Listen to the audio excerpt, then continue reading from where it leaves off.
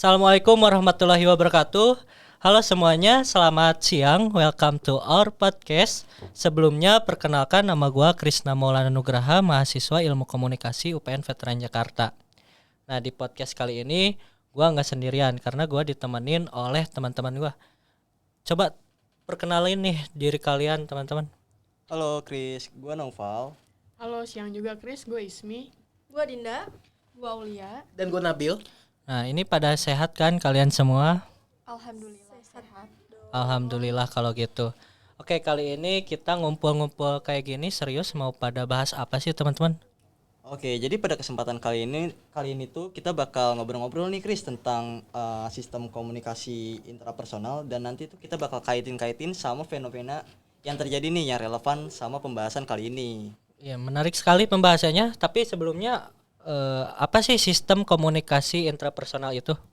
Jadi, sistem komunikasi intrapersonal itu adalah komunikasi yang terjadi antara dua orang atau lebih, yang biasanya terjadi tidak diatur oleh formalitas. Dalam komunikasi interpersonal, setiap partisipan menggunakan semua elemen dalam proses komunikasi. Oke, jadi di catatan gue ini sistem komunikasi intrapersonal ini dipengaruhi oleh 4 faktor ya teman-teman.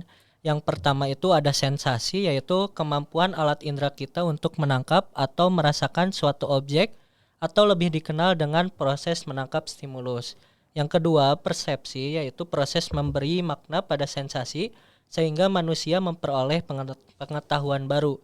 Itu mengubah sensasi menjadi informasi.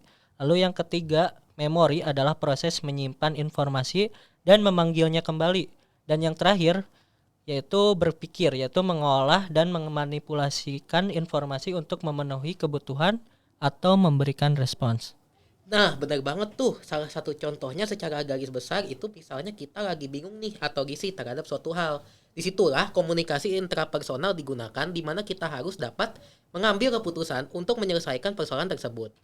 Oh gitu ya, terus jadinya kita mau bahas tema apa nih guys? Nah, jadi kali ini kita akan membahas kasus Kanjuruhan yang beberapa minggu lalu terjadi nih. Sebelumnya kita turut berbelasungkawa atas kejadian tersebut ya.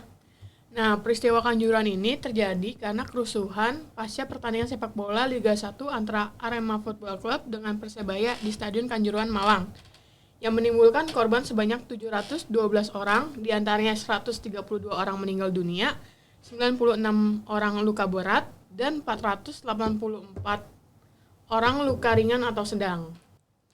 Oke, jadi untuk selanjutnya kita bakal ngaitin nih kejadian tersebut atau tragedi tersebut dengan faktor komunikasi intrapersonal.